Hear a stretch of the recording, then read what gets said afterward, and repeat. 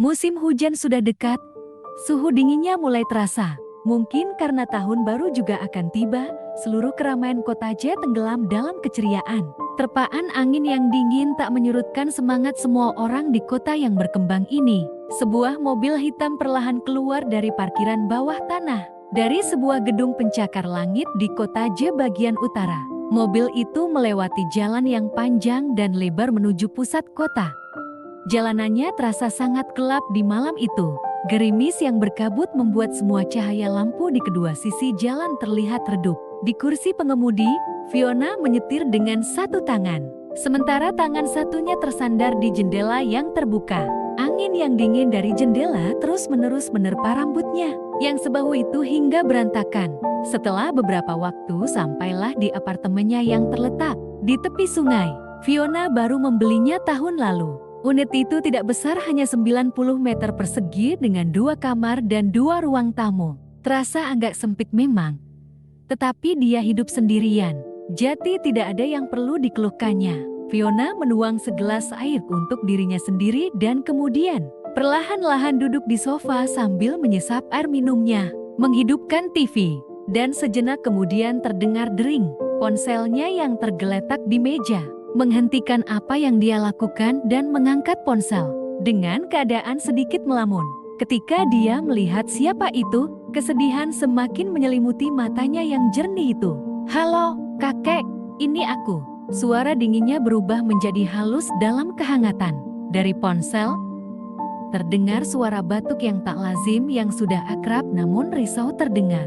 "Vio," panggilan sayang dari kakeknya. "Sudah makan?" "Sudah, kek. Aku baru saja kembali ke apartemenku." "Sudah larut malam." "Kakek, kenapa belum istirahat?" tanya Fiona sambil mengecilkan volume televisi. "Haha, aku tidak bisa tidur lebih awal. Barusan minum secangkir kopi. Jadi tak bisa tidur. Ada sesuatu yang perlu kukatakan padamu.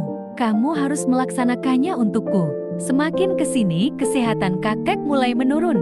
"Ibumu begitu fokus pada pekerjaannya, dan aku paling khawatir denganmu. Aku sudah bilang bahwa aku pasti akan menemukan pria terbaik untukmu. Tapi kurasa semua yang kutemui belum ada yang terlihat cocok denganmu.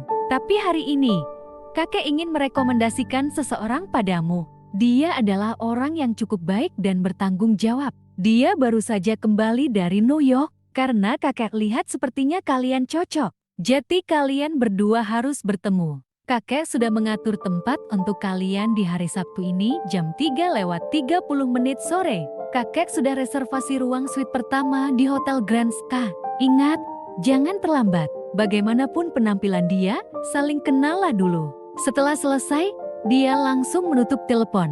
Fiona bahkan tidak sempat menjawab sebelum nada telepon ditutup terdengar, menatap layar redup ponselnya dengan hampa sebelum dia mulai tertawa pasrah yang aneh. Sekarang, bahkan kakeknya mulai khawatir tentang pernikahannya. Tidak ada yang bisa dikatakan Fiona kepada kakeknya. Di telinganya mulai terdengar dengan jelas suara lembut ibunya. "Vio, kamu sudah 26, bukan 16 tahun lagi." Di Sabtu pagi itu, akhir pekan sehingga ia tidak perlu pergi bekerja. Tetapi ia masih bangun pagi-pagi sekali, merapikan kamarnya, dan sarapan sederhana sebelum meninggalkan rumah. Fiona adalah gadis yang sangat rendah hati. Terlepas dari interaksi biasa di tempat kerja, dia tidak banyak berbicara dengan orang lain. Biasanya di waktu senggang, dia pasti membaca buku atau minum teh dan mendengarkan musik. Dia adalah pecinta teh sejati. Tak heran jika di lokasi terpencil tertentu di daerah utara kota yang ramai itu, dia membuka rumah teh bernama Rumah Teh Bambu. Sebenarnya tempatnya tidak besar, hanya seluas 400 meter persegi dengan 2 lantai dan seluruh dekornya menampilkan pesona kuno dari lukisan tinta puitis. Ketika ia memasuki Rumah Teh Bambu dengan tumpukan buku yang baru saja dibelinya, terdengar panggilan, "Nona Fiona, akhirnya kamu datang juga." Semua pelayan rumah teh sangat akrab dengannya, karena datang hampir setiap akhir pekan. Para pelayan dengan gesit menyajikan teh yang selalu dia pesan. Dia mengambil dan menyeruput tehnya, lalu pada saat itu juga, ponselnya berdering. Tanpa melihat siapa orang yang menelpon, dari ponsel langsung terdengar suara sahabatnya. "Vio, ini aku sudah di kota X, lagi transit, Kurang dari 4 jam lagi aku sampai. Kau akan melihat Nona Wendy yang kau rindukan siang dan malam. Fiona menunduk dan menyesap teh. Senyum lebar membalut wajahnya yang cantik dan putih itu. Nona Wendy, kita tidak bertemu hanya beberapa hari saja. Tapi narsismemu bertambah parah. Dari ponsel langsung terdengar Wendy tertawa. Namun setelah tawa itu, Wendy tiba-tiba terdiam beberapa saat dan Fiona juga tidak mengatakan apa-apa. Lalu kemudian, tiba-tiba terdengar suara ragu. "Vio?" Nada suara Wendy terdengar agak serius. Tersirat suatu kepedihan yang tak bisa dibendungnya. Dia bisa mendengar bahwa nada Wendy sedikit tidak enak dan lanjut bertanya, "Ada apa?" Dari ponsel terdengar, Wendy menarik napas dalam-dalam. Dia berkata dengan suara yang pelan, "Aku melihat Kevin dengan Tasha. Mereka berdua ada di penerbangan yang sama denganku. Mereka kembali." "Vio," suara Wendy yang pelan dan terngiang menggema di telinganya.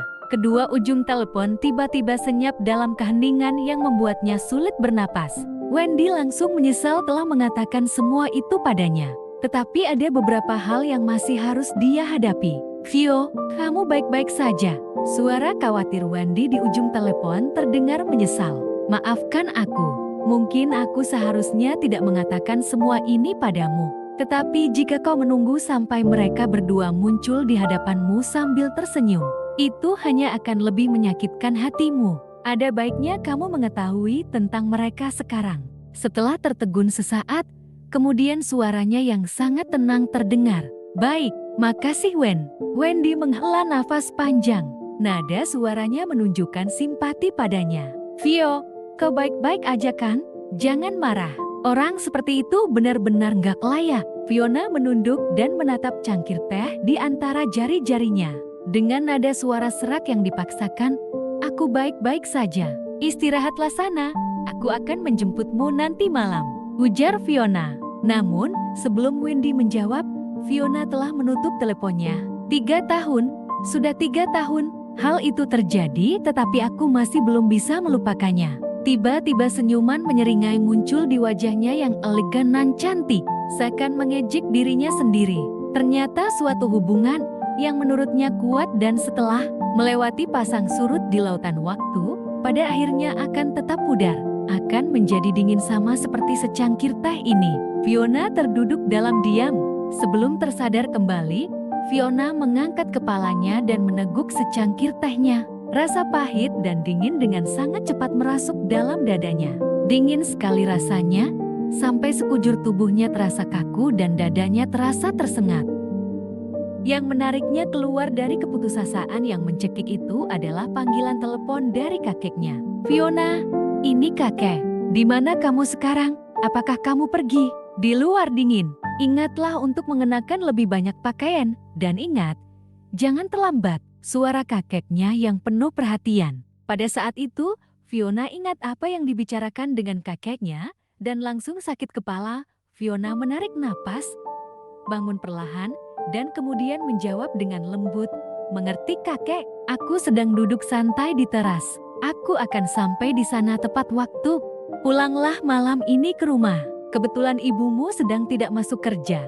Kakek akan suruh ibumu masak beberapa hidangan lezat untukmu. Kudengar kamu bekerja cukup keras akhir-akhir ini," kata kakeknya menghela nafas. "Tapi aku harus menjemput dan menyambut temanku di bandara nanti malam," jawab Fiona. "Jadi mungkin aku akan mengunjungi kakek dan ibu dalam beberapa hari lagi. Nanti aku akan bawakan kakek teh yang berkualitas," Fiona menjelaskan dengan sopan. Dari ujung telepon muncul suara kakeknya yang tidak senang dan cemburu. "Jadi temanmu itu lebih penting dari kakek dan ibumu sendiri?" Fiona tak bisa membendung tawanya. "Aku akan menemani kalian berdua seharian besok kalau begitu. Bagaimana? Itu lebih baik," jawab lirih dari kakeknya. Setelah menutup teleponnya, Fiona melihat jam dan menyadari hari masih terlalu dini dan memutuskan untuk mencari hadiah untuk ibu dan kakeknya. Sudah cukup lama Fiona tidak pulang dan dia sangat merindukan mereka. Setelah selesai membeli oleh-oleh, waktu sudah menunjukkan jam 3 sore, sehingga Fiona bergegas pergi ke tempat perjanjian yang sudah kakeknya sebutkan sebelumnya. Fiona adalah orang yang menghargai waktu.